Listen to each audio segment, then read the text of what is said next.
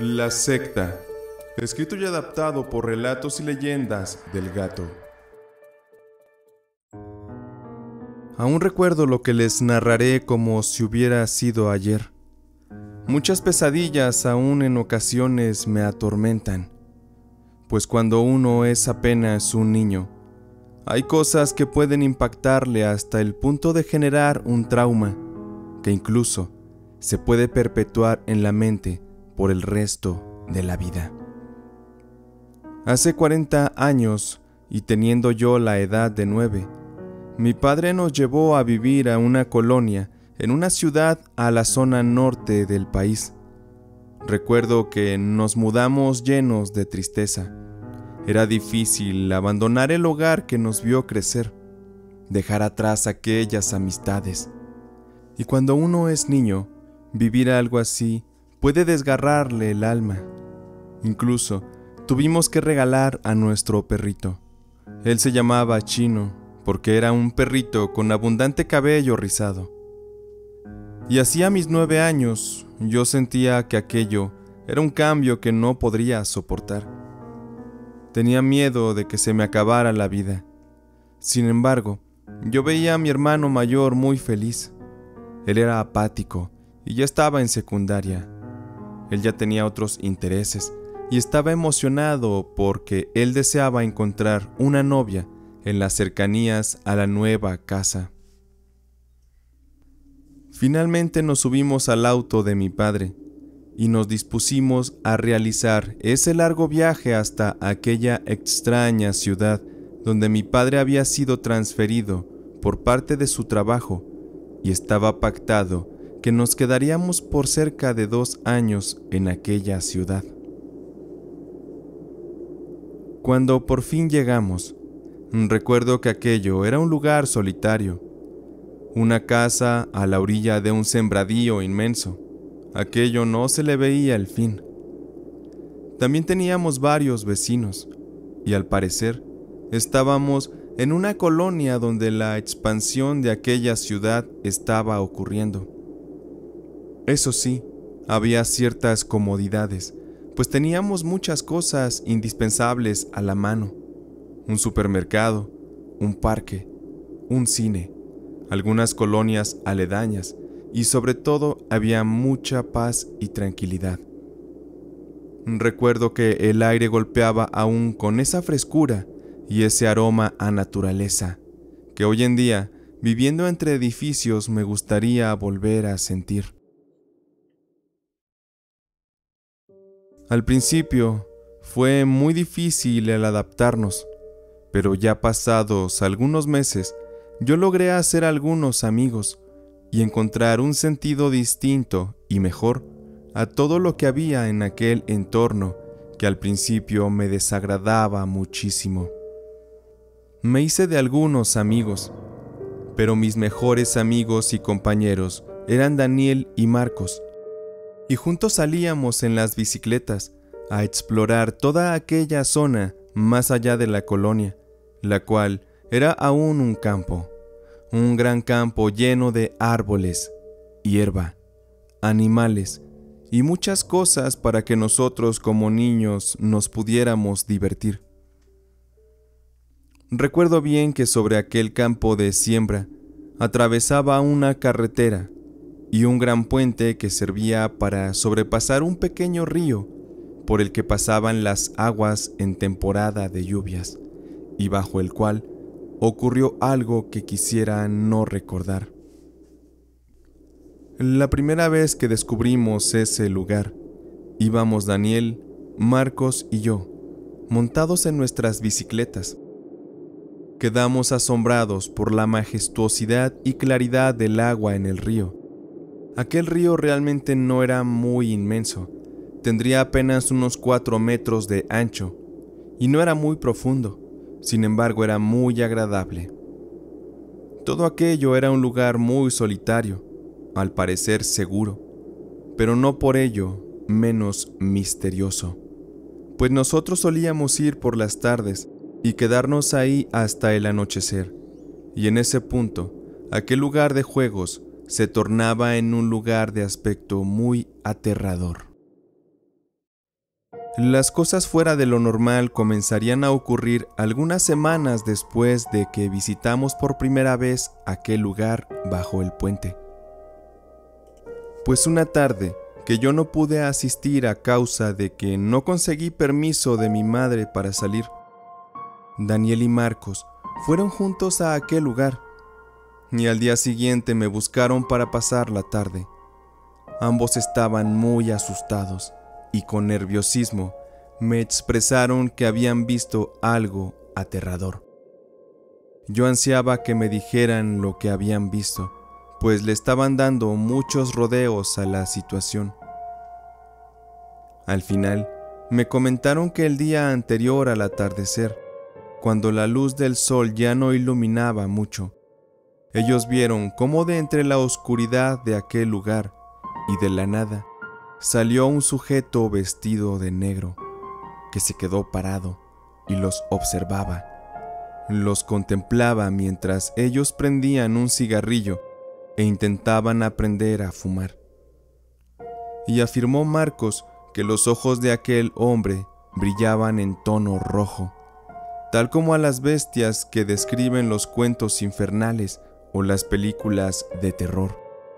Ante aquello, Daniel y Marcos salieron disparados en sus bicicletas de regreso a casa, no sin antes notar que junto con la presencia de aquel hombre se había levantado un aroma putrefacto como el que poseen las aguas negras y residuales.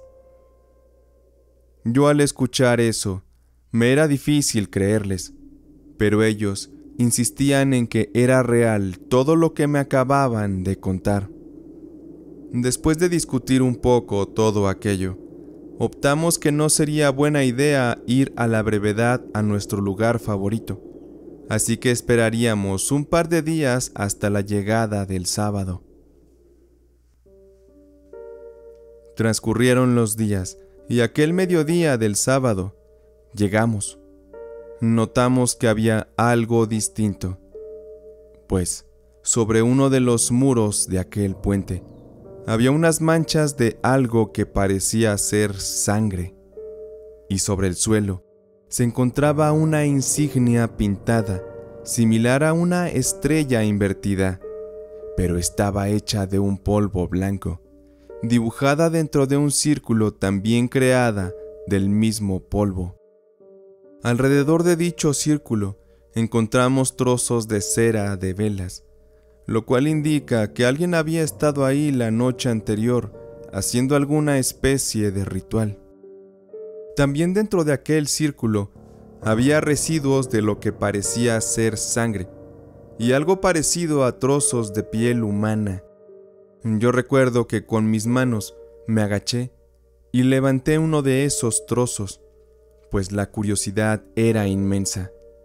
Pero, al acercarlo a mi nariz para olerlo, la pestilencia de sentir aquello me hizo casi vomitar y lanzar de regreso al suelo ese asqueroso fragmento de carne que ya estaba casi seca. Presenciar aquello nos puso en estado de pánico al instante, así que cogimos nuestras bicicletas y decidimos regresar a casa y comentarlo con nuestros padres, los cuales, preocupados, y al ir a revisar pusieron un reporte ante las autoridades locales, las cuales acudieron a recabar evidencias y a realizar su revisión de rutina. Mientras tanto, se comenzó a esparcir entre los vecinos y las personas de las colonias aledañas la idea de que andaba una secta operando y secuestrando personas para fines rituales en adoración al demonio. Mis amigos y yo estábamos muy aterrados de saber que aquel hombre de negro había hecho su aparición y que quizá había sido la representación del demonio al que aquella secta estaba rindiendo tributo. Mi madre no nos dejaba salir más que para ir a la escuela, y así debería ser hasta que aquellas cosas se detuvieran.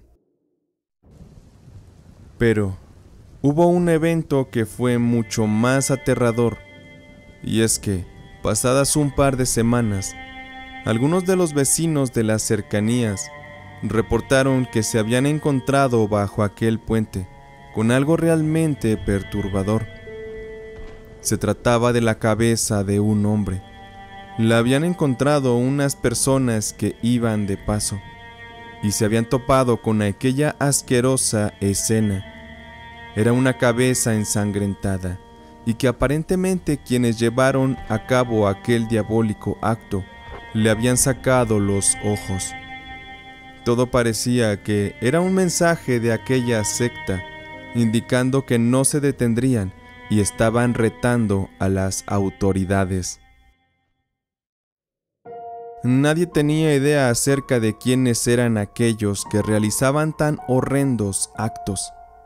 Al parecer, no eran personas de las cercanías, y es de mencionar que aquella evidencia fue la última que se dejó ver en aquella época, en aquel lugar. Sin embargo, una cosa más triste tendría lugar por aquellos días. Y es que semanas después de aquel último aterrador hallazgo bajo el puente, un joven vecino que vivía a un par de calles, misteriosamente desapareció. No hubo rastro de él. Las personas rumoraban que aquella secta se lo había llevado para sacrificarlo, tal y como lo habían hecho anteriormente con aquellas personas desconocidas. Sin embargo, pasaron las semanas y los meses, y nunca hubo jamás noticia de aquel joven. Sin embargo, a causa de todo lo que ocurrió en aquel lugar, es casi un hecho que aquel joven tuvo un trágico y dramático final en manos de aquellas oscuras personas. Como se imaginarán, los padres de aquel chico quedaron destrozados. Don Ignacio, el padre del joven, terminó siendo alcohólico y su esposa se fue de la casa, lo abandonó. Aquel suceso de la desaparición de su hijo les acabó la vida, les mató su felicidad, les arrebató los deseos de vivir. Mi familia y yo, a los varios meses de aquellos terribles acontecimientos, volvimos a mudarnos a otra ciudad, ya que el cambiarnos de casa fue una constante durante casi una década, y todo por razones del trabajo de mi padre. Pero aquellos eventos en aquella ciudad jamás los olvidaré. Dejaron una huella muy marcada en mi cabeza y en mi vida. También es de mencionar que ninguno de aquellos acontecimientos sangrientos fue mencionado en los diarios locales o en las noticias, lo cual es muy extraño. Siempre consideré que eso era derivado a algún tipo de conspiración o relacionado a intereses políticos locales, lo cual siempre me pareció injusto. Y es todo lo que recuerdo de aquellos sucesos que sé son parte de la realidad de mucha gente en el país y en el mundo. La semilla de la maldad constantemente se siembra y crece en cualquier entorno, bajo cualquier clima, y se puede desarrollar dentro de cualquier mente.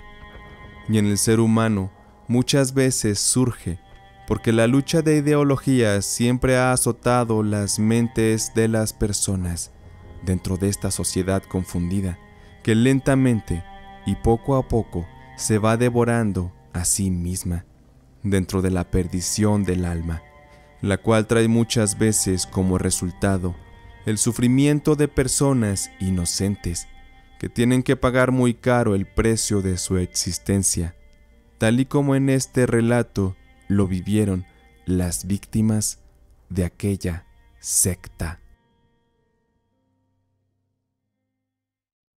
Si te ha gustado esta historia, regálame una manita arriba.